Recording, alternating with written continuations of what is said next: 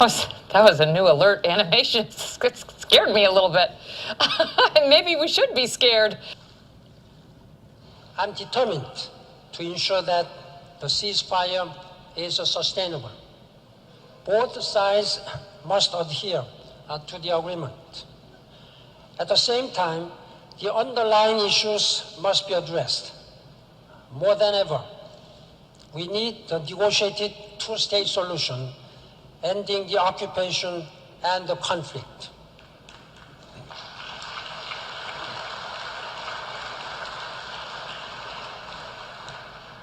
This is critical to regional stability. A just and comprehensive peace is our ultimate goal, and it is the only way to bring lasting security to all.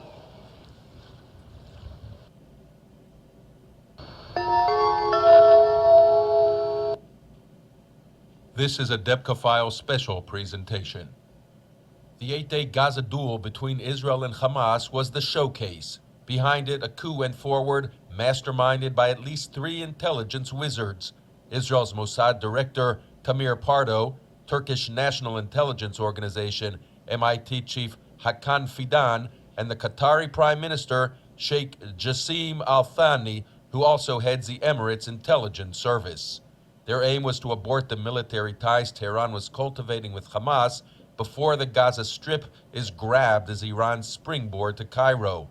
To this end, multiple missile assaults on Israel were provoked. The coup action was designed as part 1 of U.S. President Barack Obama's overall plan to harness the Arab Spring to key U.S. objectives. His partners were and are Egyptian President Mohamed Morsi, Turkish Premier Recep Tayyip Erdogan, and Israeli Prime Minister Benjamin Netanyahu.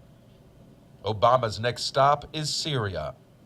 If Israel's Operation Pillar of Defense worked, a new future was charted for the radical Hamas terrorists, their transformation into the legitimate voice of the Palestinian people. Anyway, Hamas is the most popular faction on the Palestinian street at large. In the short term, Tehran was to be vividly instructed in the fate awaiting its Arab allies. Hezbollah was destined to follow next after Hamas, notwithstanding the tens of thousands of rockets with which Iran has filled its armory. For these objectives, Israeli ground action was not necessary at any stage of the Gaza operation. Its opening shot was a bullseye, eliminating Hamas military commander, the pro-Tehran Ahmed Jabari, and Iran's kingpin in Gaza. Iron Dome stole the show by knocking out most of the 1,000 missiles launched from Gaza before they hit town centers. Israel lost 6 dead. Many of the injured were shock victims. So was the coup strategy played out in Gaza a success? Time will tell. Israel has meanwhile begun easing its land and sea blockade on the Gaza Strip. Turkey and Qatar are committed to major investments in the Gaza economy to make it more prosperous than the rival West Bank. The U.S. and Egypt are to cooperate in stemming the flow of smuggled Iranian arms to Gaza. A million things could go wrong along the way. However, the same coalition has meanwhile shifted its sights from Gaza to Syria. Hello everyone, welcome to GGN. Today is Thursday, November 29th, 2012, and I'm Darko. The first news article I have for you is the UN General Assembly votes in favor of Palestine upgrade. So, I guess this is the biggest news I have for you besides that video that a viewer sent me. Pretty good video. The Gaza operation less a war than an anti-Iran coup. So they're doing a good job. The West is, as far as claiming that Iran is the big winner in all this. Even Iran, when you check out Press TV, is saying that the Gazans are thanking them. But under the scenes, it was a big loss for them and a big win for the West. So, all right. So I'm going to cover the Middle East in this news series. All the links will be posted in YouTube's video description. So the UN has voted 138 to 9 to upgrade the Palestinians' status or Palestine's status from observer entity to observer non-member state. So, you know, people is this a good thing or a bad thing? Well, I mean, who observes the United Nations? I mean, why do they get observer or member state status, right? States shouldn't have to ask other states for recognition. And it's just interesting that if Hamas was kind of split, but see, this is what they're not talking about, was that the point of this Operation Pillar of Defense and that was to get Hamas, the controlled opposition that was always controlled opposition, more pro-Israel or pro-West than pro-Iran before the Palestinians went to basically do this vote. So next up, the PLO rejects U.S. demand to prohibit war crimes against Israel. The U.S. pushed Palestine to add a clause in the UN bid barring war crimes charges against Israel. So they asked, what are they afraid of? They refused demands from Washington that it soften the words or the wording of the proposed UN resolution regarding the recognition of the Palestinian state. Children face the fallout of the Gaza war as Israel and Hamas separately celebrate the ceasefire and their, quote, victory over the other following Israel's blistering 8-day military assault on the Gaza Strip. Civilians continue to pay the price. More than 160 Palestinians lost their lives by November 21st. It goes on here and it says that the dead included at least 103 civilians, 33 of them children. More than 1,000 Palestinians were wounded, including 971 civilians and 274 of them children. Also, 3 of the Palestinian civilians killed were journalists who died after repeated Israeli attacks on media buildings. In fact, the media or journalist Watchdog urges UN probe of deliberate Israeli attacks on journalists, said that Israel repeatedly targeted TV and newspaper offices. The International Federation of Journalists, a major international watchdog group aimed at preventing censorship and intimidation of the media, has called on the UN to launch a formal investigation into the deliberate targeting of journalists during this month's Gaza war, followed by Operation Pillar of Cloud, why Israel still emerged the victor. So it says here that commentators across the spectrum are talking this week about how Hamas was the real victor of the latest conflict, even though Gaza disproportionately felt the cost of advanced military bombardment. It goes on and it says that here's this combiness in foreign affairs as an example. Now Hamas will tout the concessions it won from Israel last week as part of a ceasefire. Israel agreed to open up the border, suspend its military operations, and end targeted killings. It says the latest part is important. It says if Hamas gains enough popularity to sideline Fatah, we can say goodbye to the visibility of a two-state settlement.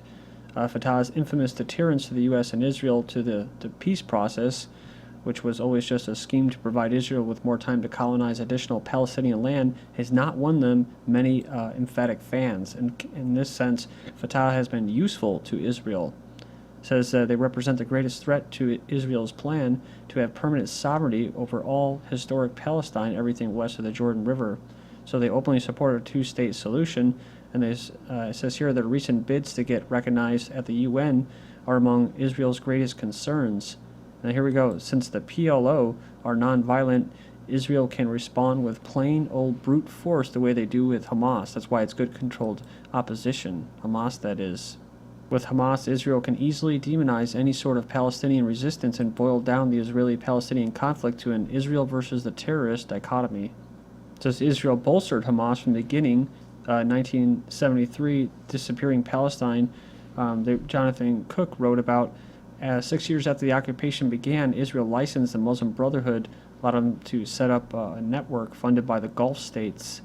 But eventually, what happened is that it turned into or morphed into Hamas in 1987. It says, but with the possibility of the PLO achieving non-state status at the UN, nonviolent nationalism towards the two-state solution looks like the greater of two evils to many in Tel Aviv. It says this is why Israel still emerged the victor after the aftermath of Operation Pillar of Cloud.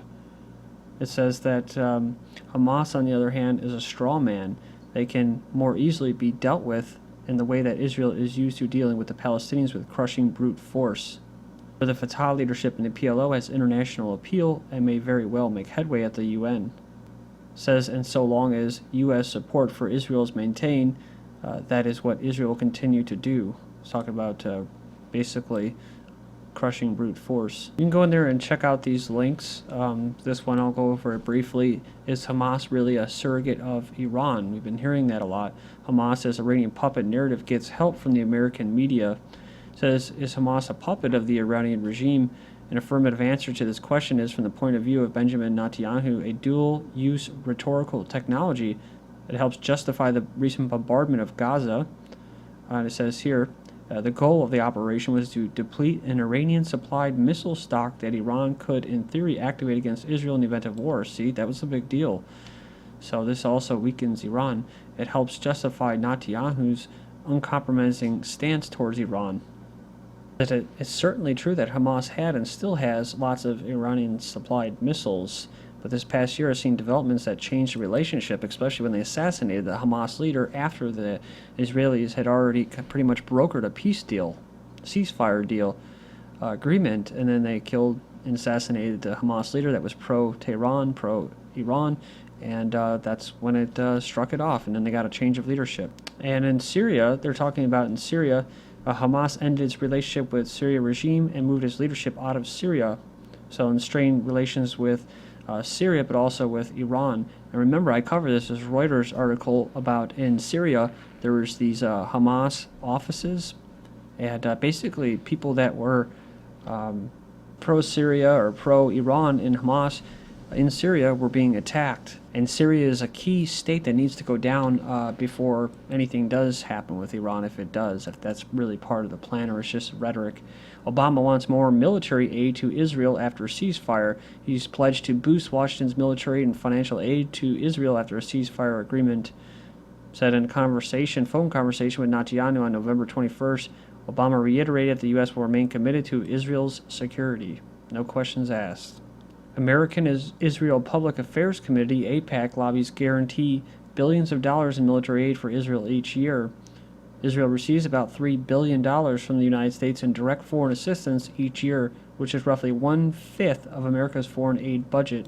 It's also one of the most in the entire world for such a small country. Jewish Christian groups clash over U.S. aid to Israel. This is from October 29th.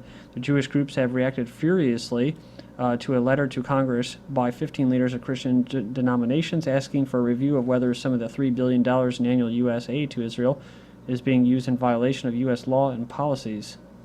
Now, NATO is preparing Psy-Ops in Syria. Many have heard this about the internet being shut down, and it was the government that shut it down, and that the government was blaming it on the rebel terrorists. It says here, internet connections and telecom reportedly failing across Syria right as NATO has finished preparing their proxy SNC and readies for final push. So in early summer, NATO had attempted to overwhelm Damascus and Aleppo with the torrent of psychological operations, or Psy-Ops. It says here, communication disruptions, foreign terrorists crossing Syria's border, mostly Turkey, and a devastating assassination of top Syrian officials in the heart of Damascus. The idea was to cause panic, division, mass defections, and fold the Syrian state, when in reality it was more than able to fight on. Syria called the bluff, and here it still stands. That's right, I remember covering that about the Psy-Ops. But the Israel-Gaza charade concluded, it was reported that NATO would pivot back towards Syria, and it has. It says it has handpicked a new proxy regime to act as the face of the terrorists battling Syrian civilians and soldiers alike within the country, while it has been conducting a concerted and refocused propaganda campaign to paint the Syrian government as once again immediately about to fall. So they say it's similar to the Libyan-style Mermaid Dawn is being made by NATO and its terrorist proxies inside Syria in regards to the trickling in that the communications are failing. The hope is that after several months of more terrorism threats, sanctions, and pressure put on the border by both Israel and Golan Heights and Turkey along Syria's north, that this time the trick might work. The link will be posted in YouTube's video description. You can check out the June 12, 2012 article warning regarding NATO psychological operations. It says the information is relevant. It goes on, it says that in a few days, perhaps as early as Friday, June 15th, Syrians watching their TV will be replaced with their screens by TV programs created by the CIA, images showing massacres that are blamed on the Syrian government, people demonstrating, ministers and generals resigning, and Assad fleeing, the rebels gathering in the big city centers, and a new government installing itself in the presidential palace. So we'll see, right? An operation of disinformation. Nowadays, the media does not support a war. They produce it themselves. And we've seen that with Libya, as far as Al Jazeera goes, actually telling people to start chanting, when to chant, when to get excited when they go on the air. So we'll return With this article, Syrian government finds rare friends in Latin America when we return. This is GGN, and I'm Darko. Thank you.